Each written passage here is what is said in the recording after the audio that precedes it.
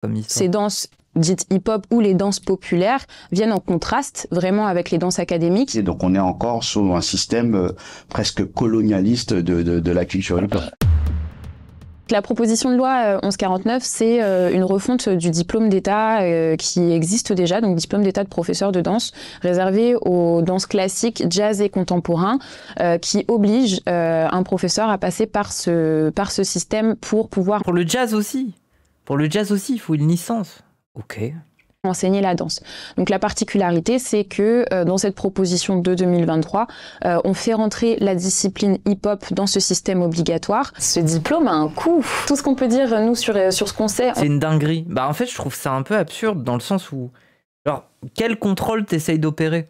Globalement, t'as pas besoin d'interdire les gens qui font de la danse hip-hop. Tu peux tout simplement avoir des gens qui n'ont pas de diplôme et des gens qui ont des diplômes. Et après, la réputation du club... elle se fait surtout à l'ère d'Internet, quoi. Les gens, ils mettent des étoiles, des commentaires et tout ça. Pourquoi pourquoi t'as besoin de gatekeep le truc? C'est ça que je comprends pas. En tout cas, des coûts, c'est les coûts actuels. Entre 1200 oui, et... ça a limité l'accès à la profession. On va se retrouver qu'avec des blancs dans des quartiers gentrifiés qui veulent faire ça. 7200 € aujourd'hui dans les conservatoires ou dans les CND. Moi, en ayant été formé, que ce soit aux États-Unis par des grands danseurs, que ce soit en France et avec mes voyages, on apprend que la culture hip-hop ne s'apprend pas uniquement dans un studio. On parle d'une culture qui est un lifestyle, comme on dit, vraiment un style de vie. Donc aujourd'hui, je veux dire, il y a littéralement des pas qui ont été inventés par des gangs. Genre, ils n'avaient pas de licence. Genre, c'est bon. Oui, le fait de nous faire croire que le hip-hop est une danse de studio, c'est presque mentir aux gens. La France le montre à travers le monde, à travers des chorégraphes comme qu'on a qui sont chorégraphes de Madonna, comme Cutie, un petit jeune de la nouvelle génération qui est très confirmé aujourd'hui et qui fait des tournées avec des artistes américains, français, etc. Donc tous ces gens issus de la culture underground, j'appuie bien sur le mot underground, sont aujourd'hui pratiquement les plus compétents dans cette culture. Les députés dépositaires du texte, c'est donc Fabienne Colbock, députée Renaissance, et Valérie Bazin-Malgras, députée Les Républicains, donc à droite. On va encore perdre des talents, ça rend ouf. Bah oui, en fait, c'est... Mais en plus, le truc, c'est pourquoi c'est le cas dans la danse, et pourquoi c'est pas le cas dans plein de trucs, en fait. Genre, je sais pas, moi, par exemple, j'ai donné des cours de dessin à des assemblées de gens, même dans une médiathèque. Donc, globalement, c'était l'État qui me payait, quoi. Mais personne ne m'a jamais demandé une accréditation. À la limite, le fait que j'ai pu faire un peu les beaux-arts, bon, ça validait un peu le truc. Mais globalement, je me faisais prendre sur dossier. Je leur montrais ce que je faisais et ils disaient « Ok, bon, tu peux enseigner, c'est bien ce que tu fais. » Et voilà. Genre, je comprends pas. Pourquoi la danse, spécifiquement? Genre, t'es un gamin, t'as peut-être dansé toute ta vie, t'as pas fait ça comme école, mais c'est une corde à ton arc, quoi. Ouais. En fait, c'est un peu considéré comme le secteur des sports. J'imagine que c'est ça, non? C'est-à-dire que c'est le cas pour le sport. Genre, t'es dans une salle, t'as pas d'accréditation d'avoir fait une formation de coach, on te regarde en bizarre. Quand bien même, tu peux être très très bon. Mais du coup, ça veut dire quoi? Ça veut dire que la danse, elle est considérée plus comme quelque chose de l'ordre du sport? Tu vas devoir signer un truc républicain à la con. Ça veut dire quoi, ça? C'est-à-dire que globalement, tu peux pas passer Médine dans ta salle, c'est ça? Bon, après, il y a pire que Médine, mais bref, vous comprenez ce que je veux dire. Je sais pas trop, mais vu que c'est du sport, il y a d'autres trucs par rapport au dessin. Ok. Notifie aussi que Fabienne Colbock a été sollicitée sur la taxe streaming, qui a été aussi renommée la taxe anti-rap, qui voulait taxer les plateformes de streaming dans lesquelles on écoute majoritairement de la musique rap pour financer le CNM, alors que le CNM subventionne très très peu le rap. Donc il y a un espèce de... Ah ouais, ok. D'encadrement de la culture hip-hop. Ça vient totalement en désaccord avec la culture hip-hop parce qu'avec autant de disciplines... Mais attendez, ça veut dire quoi? Ça veut dire que si demain, ton petit rappeur du quartier, là, il veut mettre ses sons sur Spotify qui font pas 2000 vues, histoire d'avoir une autre plateforme que son SoundCloud où il y a que Emile, globalement, qui va écouter les sons, il peut pas. C'est ça? Je comprends pas. Et à partir de quelle limite t'as le droit, en fait? C'est dans le projet? Mais c'est fou. Et c'est quoi ça? C'est absurde. Puis ça va, c'est pas logique vis-à-vis d'Internet. La FF président. La fève président, pourquoi la fève président? C'est vraiment une gentrification, une appropriation culturelle, bah ouais. Mais en plus, vraiment, ce truc-là, quoi, ça veut dire que ça va financer une caisse qui, de base, les finance pas trop. Globalement, ils vont nous produire des Benjamin Biolay sur l'argent du rap, quoi. C'est ça qui est... Qu'est-ce que c'est que ça, quoi? Oui, c'est une guerre.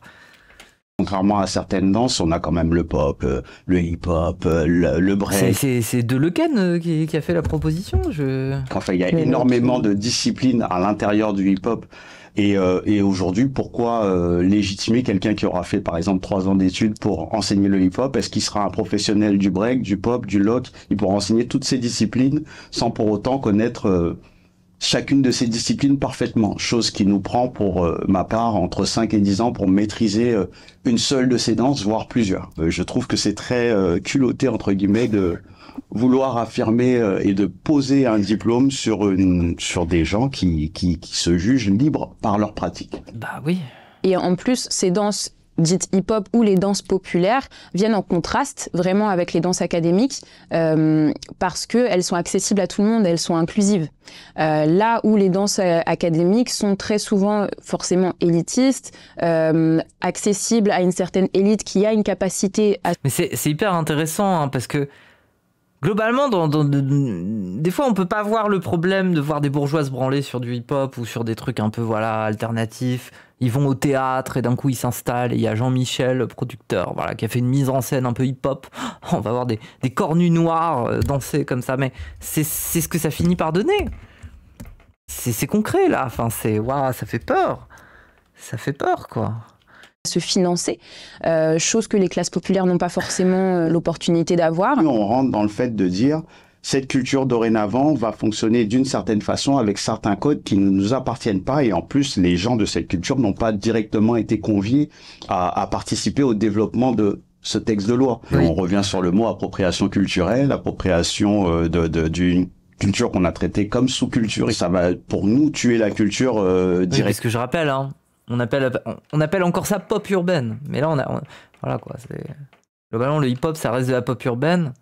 Maintenant, c'est le hip-hop hein, quand il s'agit de faire de l'argent avec ça. Bon, voilà, je dis ça, mais ça concerne aussi le rap, hein, bien sûr. Exactement. Et ce serait une première dans le monde et honte à nous si ça devait arriver. Oui. La culture hip-hop, elle a 50 ans. Elle a 50 ans aux États-Unis, elle en a 40 en France. On infantilise un petit peu la culture hip-hop en disant que voilà, elle était enfant et maintenant elle est devenue assez mature pour rentrer dans le DE. Non, elle est devenue assez mature pour que nos masters, pour que nos pionniers puissent raconter comment elle s'enseigne, puissent écrire, puissent commencer à développer des formations qui existent déjà et donner des exemples de comment elles se transmettent. La problématique du diplôme d'État, c'est qu'on est sur une pensée unique diffusée sur tout un territoire. Et c'est là où la problématique de la diversité des pratiques, des systèmes de transmission se pose. À l'échelle de son existence, c'est tout récent, ça fait quoi, 10-15 ans qu'il y a vraiment des gens, des théoriciens du hip-hop qui commencent à arriver. Donc, laissons-nous... La pire appellation, c'est musique du monde. Oui, c'est vrai. Wow. Laissons-nous installer... En plus, c'est horrible. Enfin, je veux dire, en tant qu'auditeur, t'as pas envie qu'on te dise musique du monde. T'as envie qu'on t'explique que t'es en train d'écouter un truc népalais. Globalement, ça a été fait par un mec avec son instrument local et t'as envie d'apprendre sur ce que t'écoutes. Personne n'a envie de se branler sur le truc de musique du monde. C'est comme dire musique relaxante. Il y a même, j'ai presque envie de dire ça, mais il y a des musiques du monde qui sont qualifiées musique relaxante. Alors que parfois, c'est des trucs un peu tradis d'une région du monde qu'on connaît pas. Mais pourquoi on n'aurait pas le droit d'en apprendre plus ? Genre, prenez pas les gens pour des cons, expliquez-leur ce que c'est, en fait. Et sur l'album, vous mettez un petit livret où vous expliquez ce que c'est, en fait. Une économie propre au hip-hop, une culture d'enseignement propre au hip-hop. Odeur du monde, oui. Au lieu d'arriver en mode, ça y est, vous êtes mature, bim, DE. Non, il y a clairement une notion d'autodétermination et c'est pour ça que le hip-hop existe. C'est pour ça que cette culture est arrivée. Pourquoi on veut nous mettre dans cette cage? C'est-à-dire qu'aujourd'hui, j'aimerais plus que l'État ou que ces députés viennent nous voir en disant de quoi vous avez besoin. Est-ce qu'on peut vous aider à mieux connaître le corps humain? Est-ce qu'on peut vous aider à mieux connaître une balance de corps ou comment ça se passe au niveau musical? Est-ce qu'on peut vous accompagner avec des musiciens, des ostéopathes, des médecins? Et donc on est encore sur un système presque colonialiste de la culture. J'ai lancé l'alerte, c'est parce que il y a aussi une conscience du fait que nos cultures sont politiques. Oui. Elles sont nées de revendications politiques. Il faut que nous, en tant que jeunes, on se conscientise sur le fait que nous sommes des citoyens. Nous devons avoir un regard d'adultes responsables sur nos cultures. Ah, on signe. Ah, c'est une pétition. Pétition. Non au diplôme d'État pour l'enseignement des danses populaires. Ouais, let's go, go signer. Attendez, je vais signer, mais je peux pas vous montrer. Mais je vais signer direct, hein, go. Faites-le, les gens. Hein. Ça me semble assez concret comme situation pour avoir envie de signer tout de suite, quoi. Hop. Voilà, c'est bon. Par contre, je contribue pas, hein. C'est vous qui contribuez. Hein. Contribuez si vous le souhaitez. Contribuez à cette pétition, mais à ce stream, avant tout, bien sûr. Sur la façon dont elles sont utilisées, sur la façon dont elles sont diffusées, et ne pas attendre que les anciens, même s'il y a un système de filiation qui est très important dans nos cultures, et c'est très bien, mais à partir du moment où on est adulte et qu'on a un droit de vote, on a une conscience à avoir, et on ne doit pas attendre que les anciens nous donnent du prêt-à-penser. Dire non à la loi 1149, c'est de laisser sa liberté et de laisser le hip-hop grandir à travers les générations. Elle sert à quoi cette pétition? Elle sert à empêcher que le hip-hop devienne un diplôme d'État, que donc il y ait des institutions qui valident qui a le droit d'enseigner ou non le hip-hop. Qui est absurde, hein. On parle d'une culture populaire qui a 50 ans. Qu'est-ce que d'un coup l'État va se mêler du fait que des gens savent faire du hip-hop ou pas? Alors c'est absurde un peu. Et puis même c'est aussi une contre-culture à la base. Enfin je veux dire c'est comme si demain... l'abréviation queer, enfin pas l'abréviation, mais l'appellation queer, d'un coup ça devenait un truc d'État. Genre c'est bizarre en fait. Bon, après je fais un parallèle complètement golemon, mais vous voyez ce que je veux dire, dans le sens contre-culture.